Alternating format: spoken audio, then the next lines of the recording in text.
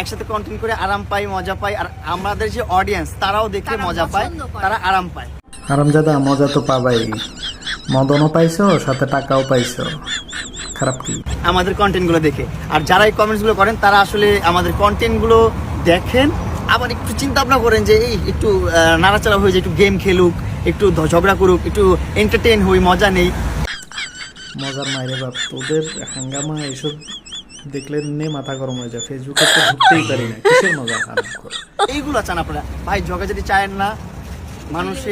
মানুষের জন্য দোয়া করবেন, ভালোবাসা রাখবেন, আমাদের জন্য ভালোবাসা রাখবেন, দোয়া রাখবেন। আমি মামুন ছেলেটার দোষ দিচ্ছি না, কারণ হচ্ছে সে একটা ছেলে, গরিব ছেলে, তার টাকা পয়সা দরকার আছে, তার একটা মেয়ে দরকার আছে, সে সুযোগ নিচ্ছে।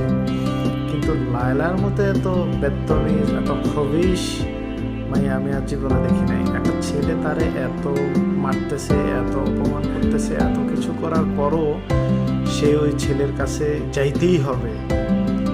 আশ্চর্য ব্যাপার, তার মতো খবিশ আমি আর দুনিয়াতে একটা দেখলাম না। তার কি আত্মীয় স্বজন নাই? তার কি পাড়া প্রতিবেশী নাই? তারে কি বলার মতো এই দুনিয়াতে কেউ নাই?